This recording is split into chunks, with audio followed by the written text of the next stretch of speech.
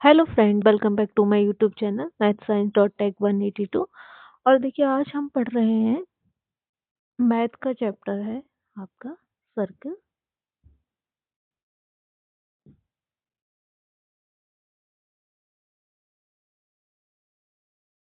ये है आपका सर्कल। सर्कल तो देखिए, सबसे पहले देखते हैं, ये आपका सर्कल है।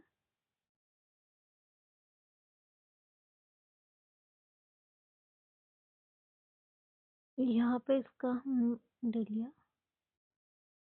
सेंटर ओ,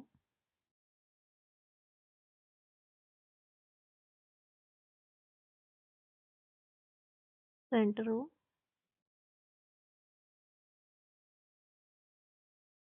और ये हो जाएगी रेडियस आर।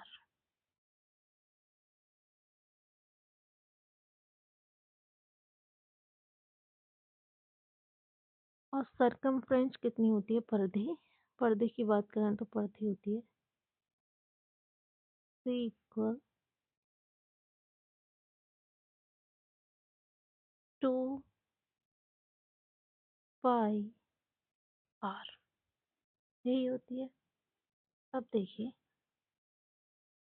यानी उसके सेंटर से, सर्कल के सेंटर से जो सरकमफ्रेंस है, परिधि तक की जो डिस्टेंस है, परिधि के किसी भी बिंदु पर जो दूरी है वो क्या होगी? इक्वल होगी। अगर यहाँ इसका सेंटर है तो चाहिए डिस्टेंस ले लो, चाहिए ले लो, चाहिए ले लो, चाहिए ले लो, ये सारी डिस्टेंस कैसी होंगी? इक्वल होंगी। और सेंटर से परिधि तक की दूरी क्या होती है आपकी? रेडियस होती है। तो किसी समतल में कोई चर बिंदु इस प्रकार गमन करता है कि एक स्थिर बिंदु से उसकी दूरी सदैव एक समान रहती है। उस बिंदु का पथ क्या कहलाता है? एक वृत्त कहलाता है। यानी एक पॉइंट से उसकी परिधि तक की दूरी क्या होगी? समान होगी। स्थिर बिंदु वृत्त का क्या कहलाता है? केंद्र। और अचर दूरी वृत्त की क्या कहलाती है? त्रिज्या कहलाती है। अब देखिए, अगर वृत्त का क्या दिया हो? केंद्र दिए हो, केंद्र के कोऑर्डिनेट दिए हैं कितने? h कॉमा के। और रेडियस कितनी दी हो उसकी? ए। ए दी हो, आर दी हो। तो जो सर्कल है उसकी इक्वेशन क्या होगी? यानी सेंटर के कोऑर्डिनेट कितने हो? h कॉमा के, और रेडियस कितनी हो? ए हो। तो वृत्त का समीकरण क्या बनता है आपका? x माइनस एच का whole square plus y minus k का whole square equal a square. कब? जब कोऑर्डिनेट दिए हों किसके? केंद्र के। केंद्र के कोऑर्डिनेट दिए हों और रेडियस हो ए। ठीक है। उसके बाद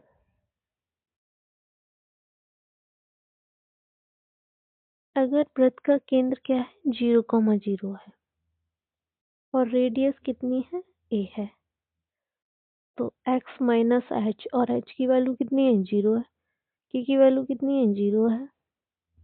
यानी वृत्त के निर्देशांक क्या हो? केंद्र के जो कोऑर्डिनेट हों वो कितने हो? 0,0 हो। रेडियस कितनी हो? ए हो।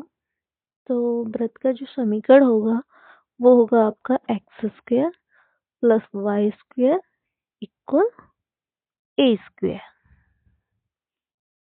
X square plus y square equal a square. कब? जब सेंटर के कोऑर्डिनेट कितने दिए हों? सेंटर के कोऑर्डिनेट दिए हों 0,0। और जब h कॉमा के थे तो x माइनस एच का whole square plus y minus k का whole square equal a square. अब देखिए,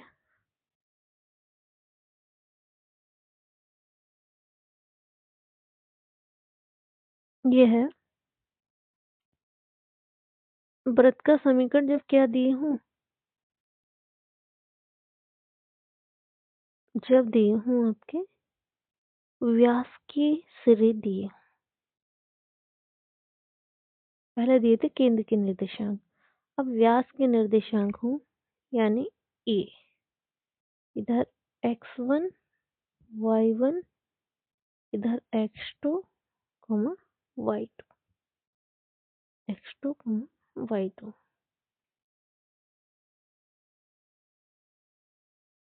ये इधर दिए हैं x1 y1, इधर x2 y2। तो वृत्त का जो समीकरण बनेगा वो क्या बनेगा, x minus x1 x minus x2, ये बनेगा x minus x1 x minus x1 x minus x2 plus y minus y1 y minus y2 y minus y2। ठीक है, ये कब, जब उसके सिरों के व्यास के सिरों के निर्देशांक दिए हो तब। अब general equation of circle, general equation क्या होती है सर्कल की, x square plus y square plus 2gx plus 2f/, plus c equal 0। ये क्या है, वृत्त का व्यापक समीकरण, जनरल इक्वेशन ऑफ सर्कल। अब इसके सेंटर की बात करें, केंद्र, केंद्र होते हैं -g, -f। और अगर मैं बात करूं किसकी, रेडियस की, त्रिज्या की, तो होती है root g square plus f square minus c. ये क्या है, general equation. Centre -g, f, radius g square plus f square minus c. Clear है, क्लियर है। अब देखिए सर्कल के लिए आवश्यक जो कंडीशन है वो क्या क्या है, वृत्त को निरूपित करने के लिए जो आवश्यक प्रतिबंध है क्या क्या है। यानी कोई भी अगर क्या है द्विघातीय समीकरण है, क्वाड्रेटिक इक्वेशन है, तो वो सदैव क्या करेगी, एक सर्कल को रिप्रेजेंट करेगी, बट उसमें क्या चीज होनी चाहिए, पहली कंडीशन है एक्स स्क्वायर और वाई स्क्वायर, एक्स स्क्वायर और वाई स्क्वायर दोनों के पद क्या हो, प्रेजेंट हो। पहली कंडीशन है सर्कल को रिप्रेजेंट करने की, एक्स स्क्वायर और वाई स्क्वायर दोनों के क्या होने चाहिए, दोनों के पद उपस्थित होने चाहिए। दूसरी कंडीशन क्या है, एक्स स्क्वायर का जो कोफिशिएंट है, एक्स स्क्वायर का गुणांक बराबर होना चाहिए किसके, वाई स्क्वायर गुणांक के, वाई स्क्वायर के गुणांक के बराबर होना चाहिए। दो कंडीशन हो गई। तीसरी और लास्ट कंडीशन है एक्स वाई का पद नहीं होना चाहिए। तो क्या क्या कंडीशन बनी, एक्स स्क्वायर वाई स्क्वायर दोनों के पद होने चाहिए।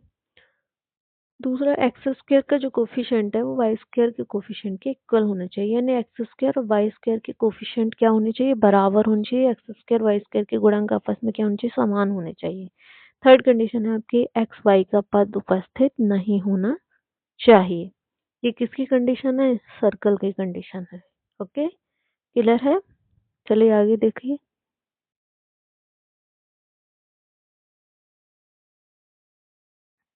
देखिए एक्स अक्ष पर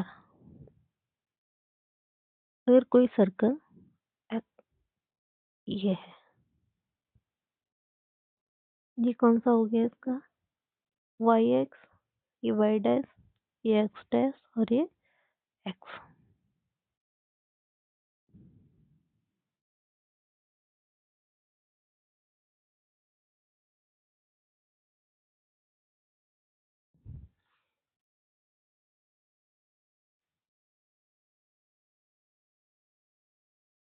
ये आपका क्या है, ये है आपका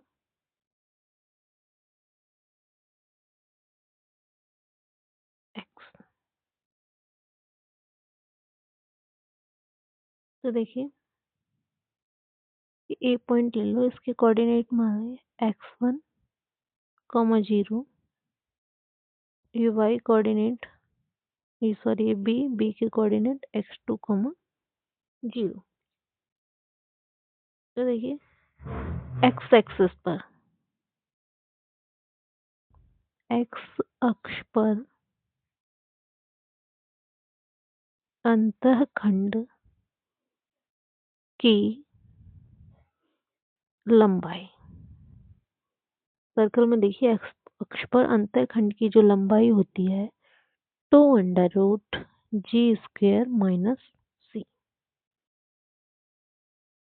- c, ये क्या है आपकी एक्स अक्ष पर अंतःखंड की लंबाई। दूसरा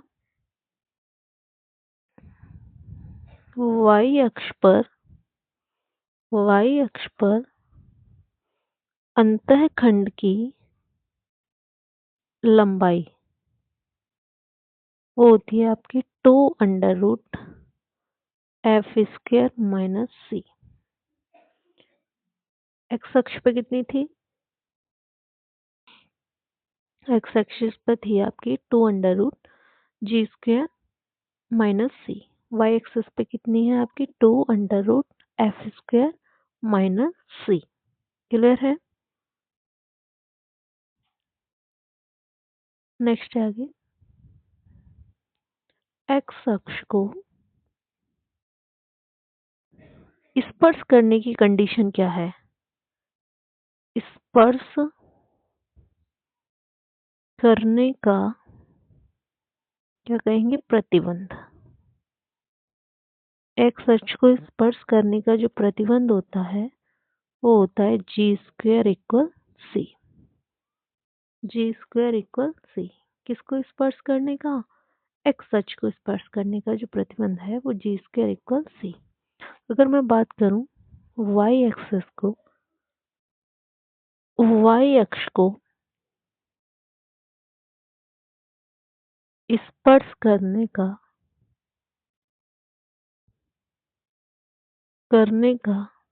प्रतिबंध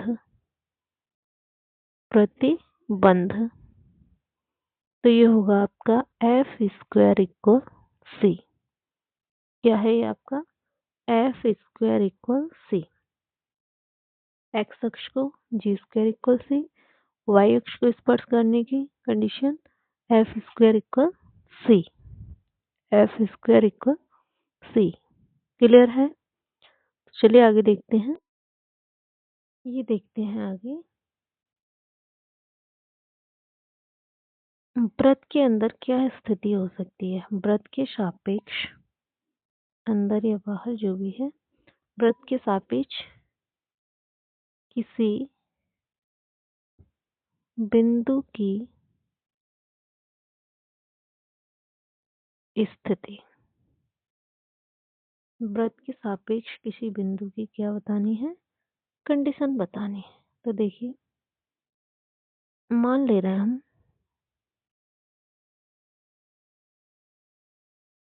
f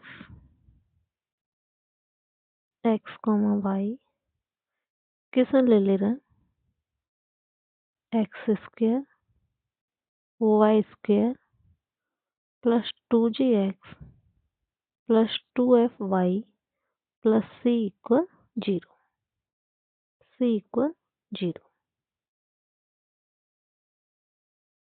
अगर पॉइंट हमने लिए हैं x1 y1 तो ये हो जाएगा आपका f x1 y1 x1 square plus y1 square 2gx1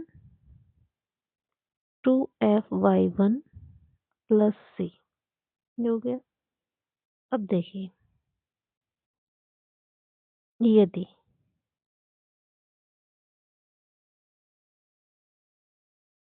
यदि f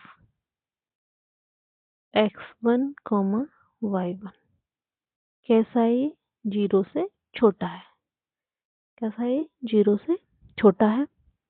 तो जो पॉइंट है, जो बिंदु है, वो कहाँ स्थित होगा? बिंदु वृत्त के भीतर होगा। कब? जब f(x1 y1) की वैल्यू कैसी है, 0 से छोटी है। तो बिंदु कहाँ पे स्थित होगा? वृत्त के भीतर होगा।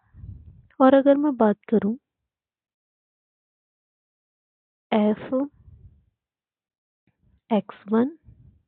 y1) ग्रेटर देन 0 से, ग्रेटर देन 0 यानी 0 से क्या है, बड़ा है।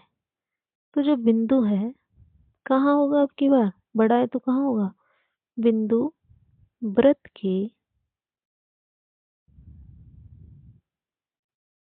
के बाहर होगा। जब 0 से वैल्यू बड़ी है तो वृत्त के बाहर होगा।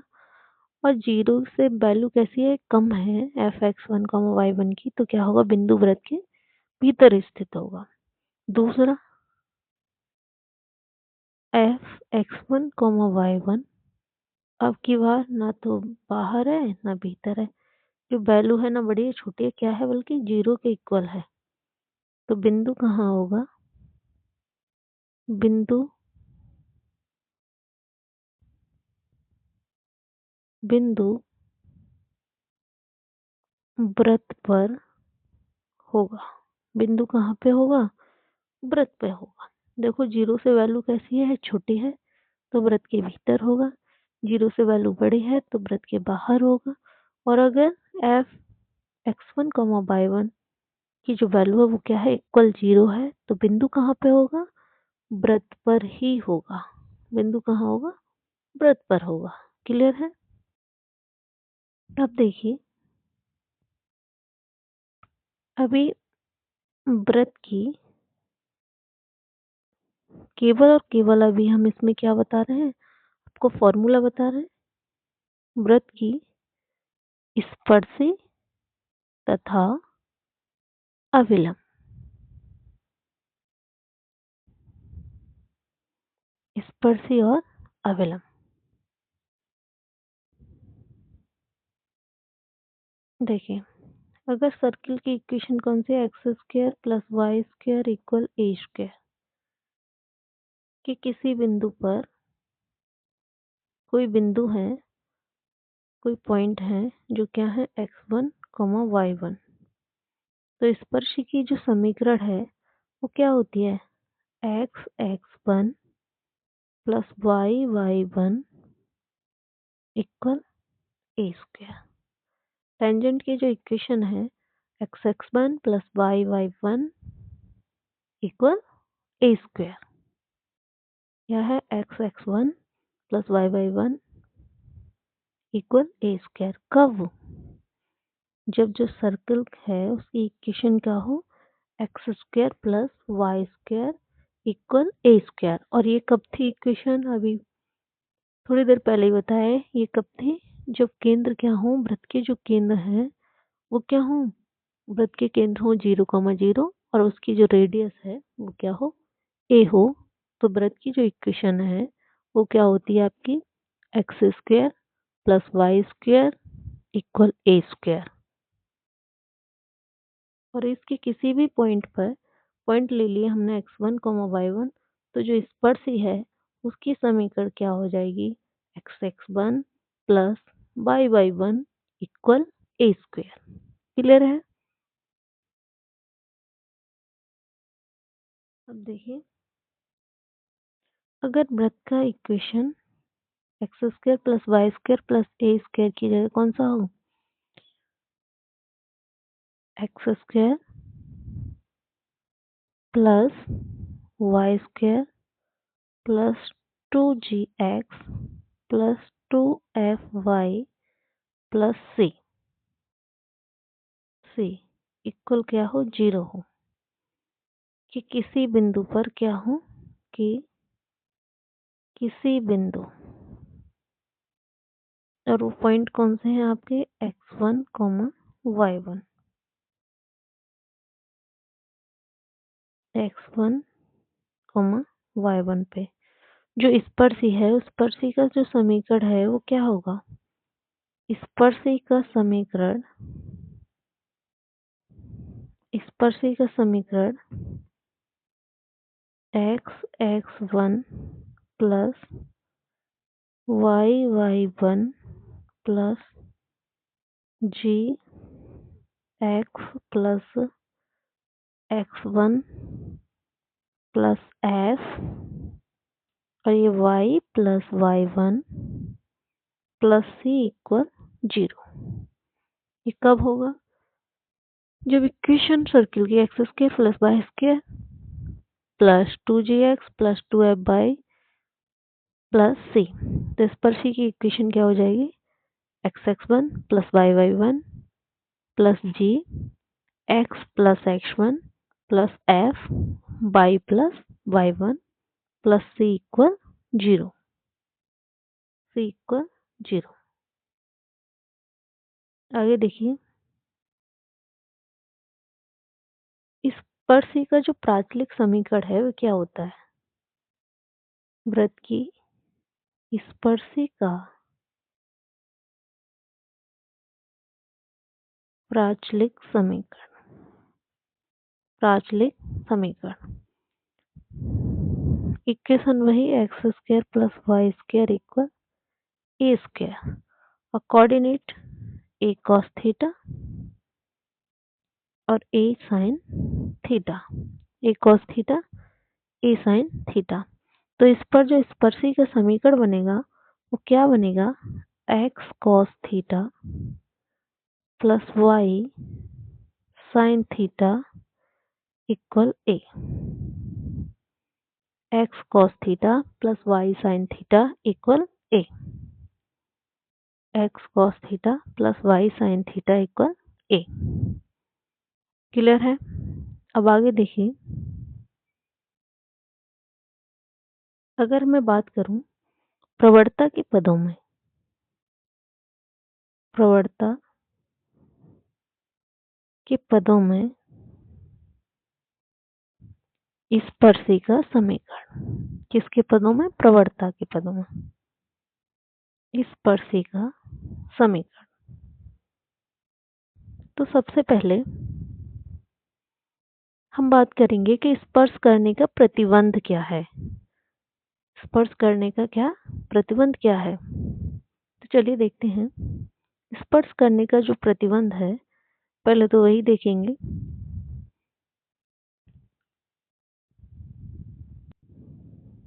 तो देखिए, हम मान ले रहे हैं, हम मान रहे हैं रेखा क्या है? जो रेखा है आपकी पाई इक्वल क्या है? mx प्लस सी और सर्किल है x square plus y square equal a square और जो पॉइंट है पॉइंट x1 कॉमा y1 पर स्पर्श करती है।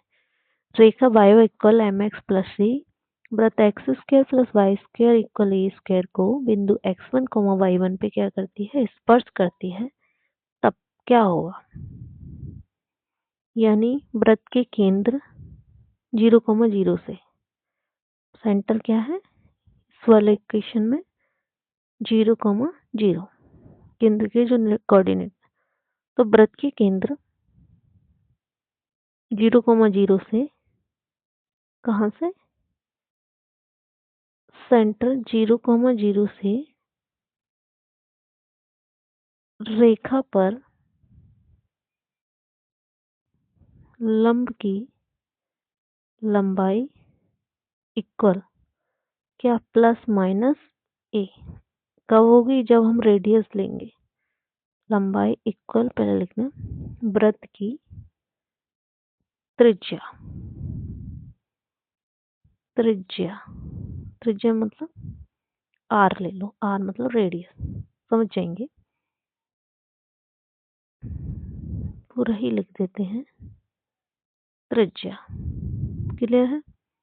अब देखिए लंब की लंबाई क्या होगी? 0,0 से c upon under root 1 plus m square radius plus minus a. अब देखिए क्रॉस मल्टीप्लिकेशन करेंगे, क्रॉस मल्टीप्लाई करेंगे तो c इक्वल क्या हो जाएगा? c equal plus minus a under root 1 plus क्या हो जाएगा?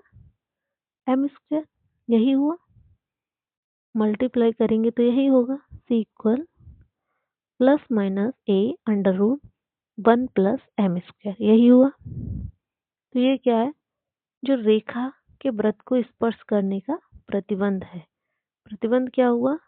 c equal plus minus a under root 1 plus m square. ये क्या है? वृत्त को स्पर्श करने का मतलब प्रतिबंध है। ये कंडीशन है कि c इक्वल क्या है? Plus minus a under root 1 plus m square. Clear है?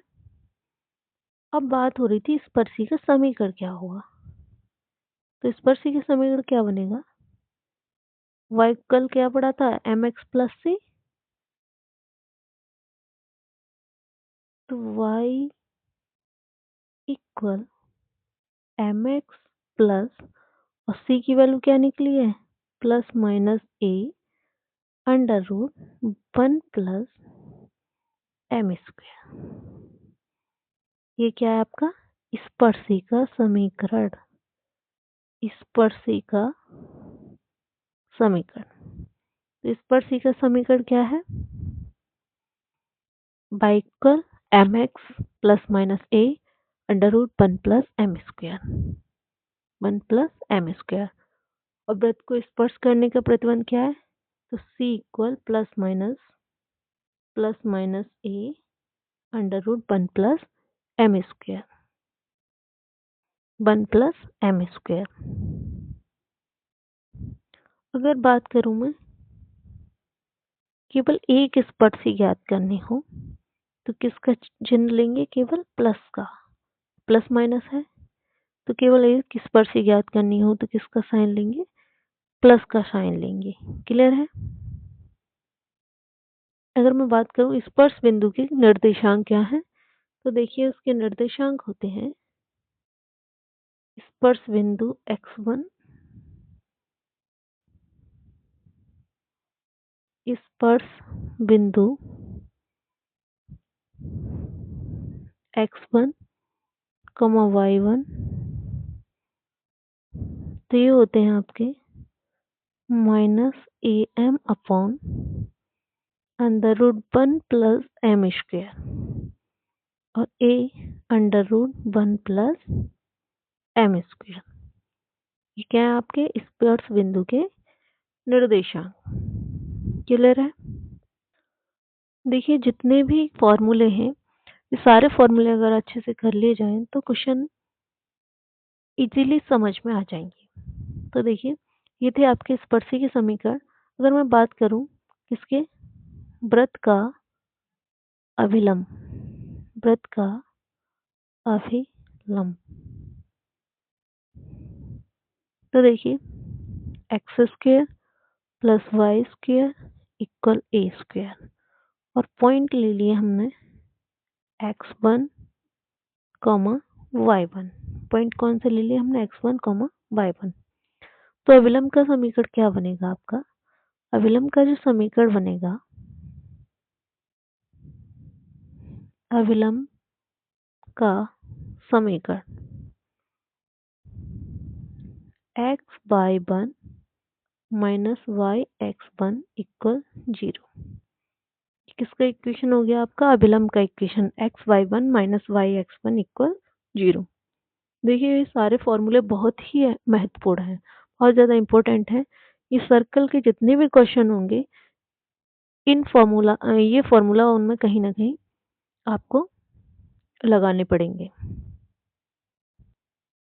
दूसरा देखेंगे, अगर जनरल इक्वेशन क्या थी, x square plus y square plus 2gx plus 2fy plus c equal 0, और पॉइंट वही है, x1 ले लिया कॉमा y1। तो अविलंब का जो इक्वेशन है, अविलंब का जो समीकरण है, अविलंब का समीकरण बनेगा आपका y minus y1 upon y1 plus f equal x minus x1 और x1 प्लस g। ये भी किसकी इक्वेशन है, आपके अभिलंब की इक्वेशन है, वृत्त के अभिलंब का समीकरण। तो मुझे उम्मीद है कि आप ये फॉर्मूला बहुत अच्छे से पढ़ेंगे। फिर अगले वीडियो में हम सर्कल से रिलेटेड क्वेश्चन स्टार्ट करेंगे और कुछ फॉर्मूला इसके और भी हैं जिसको हम बताएंगे। ठीक है, नेक्स्ट हम मिलते हैं नेक्स्ट वीडियो में। तब तक के लिए टेक केयर, बाय बाय।